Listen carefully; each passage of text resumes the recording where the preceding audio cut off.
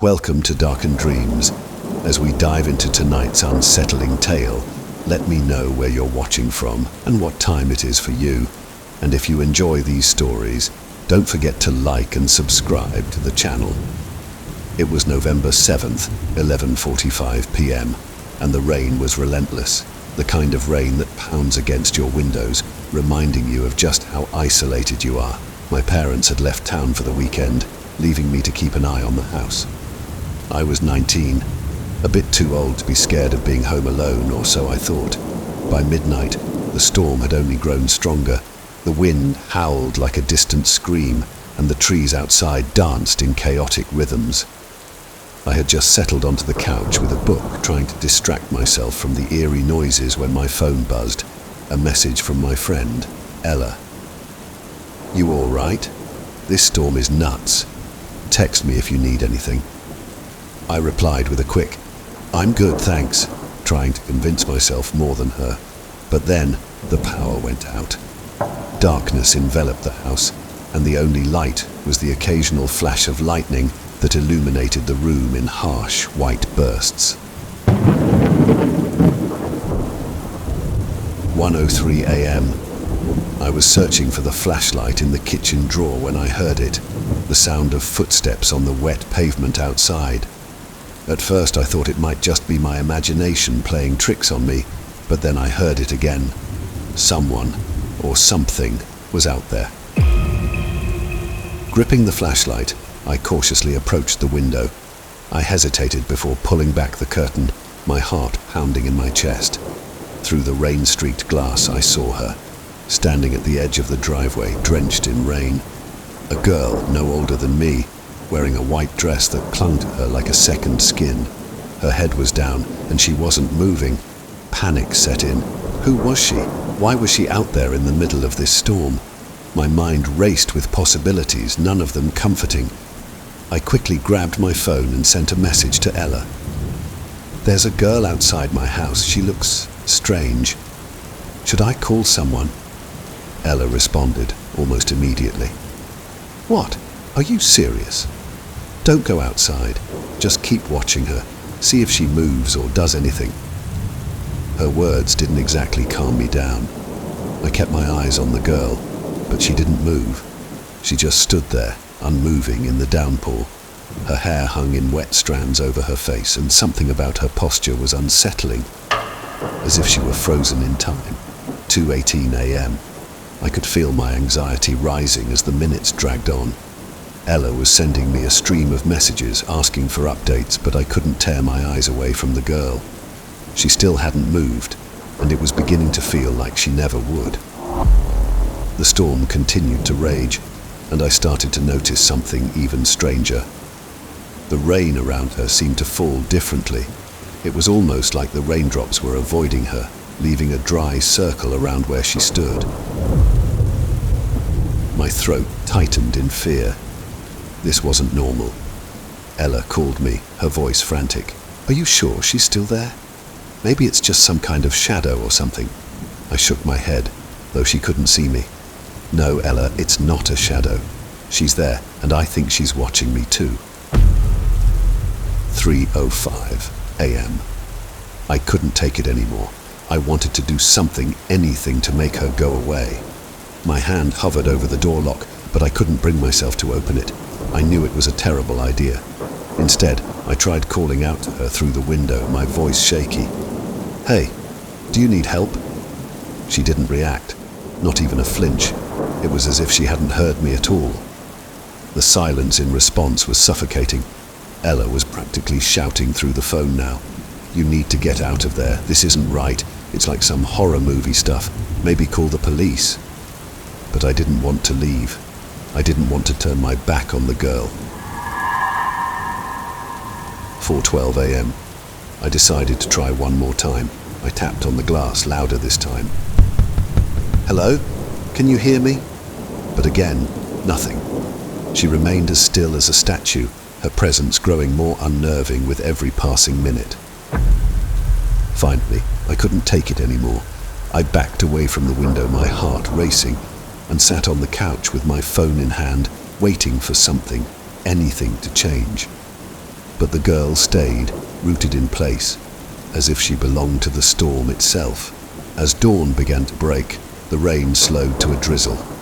I cautiously approached the window again, my breath catching in my throat. But when I looked out, she was gone. Vanished, as if she had never been there. My phone buzzed with one last message from Ella. Is she still there? I stared at the empty driveway, my mind struggling to comprehend what had just happened. No, I finally replied. She's gone, but even as I typed the words, I couldn't shake the feeling that she wasn't really gone, that somehow she was still out there watching, waiting for the next storm. I still think about that night every time it rains. I never found out who that girl was or what she wanted, but I'm not sure I want to know. All I know is that some things are better left alone. It was one of those nights where the rain just wouldn't stop. I'd been driving home from work, stuck in traffic for what felt like hours.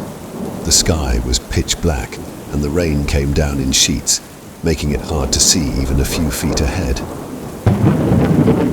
So once I got off the main road, it was just me and the dark, winding roads through the woods. The rain was so loud against the roof of my car that it drowned out everything else. No music, no radio, just the constant hammering of water. About halfway home, I noticed something strange. In the distance, barely visible through the rain, there was a figure standing by the side of the road. A man, drenched from head to toe, with his back to me. He was just standing there, motionless, like he was waiting for something or someone. I slowed down, squinting through the rain to get a better look.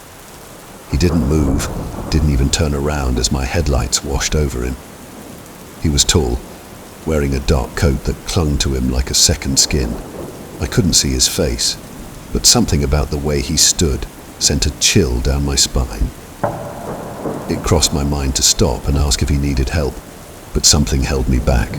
Instead, I drove past him, keeping my eyes on him in the rearview mirror. He didn't move an inch, just stood there, staring out into the darkness. I tried to shake it off as I drove on, telling myself it was just some poor guy caught in the storm. But the further I went, the more uneasy I felt.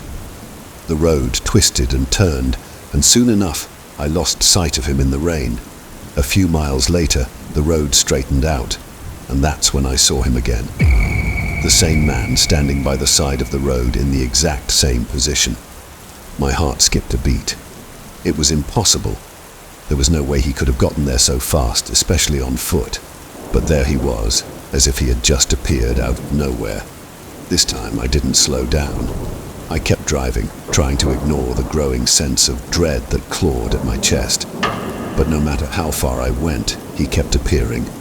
Around every bend, at every turn, there he was, always in the same spot, always with his back to me. It was like he was following me, but not in the way someone normally would. He was always ahead, always waiting. Finally, I reached the turnoff to my house, and I felt a small wave of relief. My driveway was long and narrow, lined with trees that created a tunnel of darkness. I'd never been scared of it before, but tonight, it felt suffocating.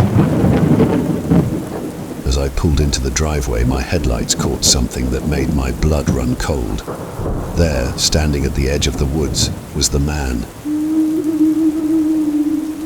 He was closer now, just a few feet away, still facing away from me.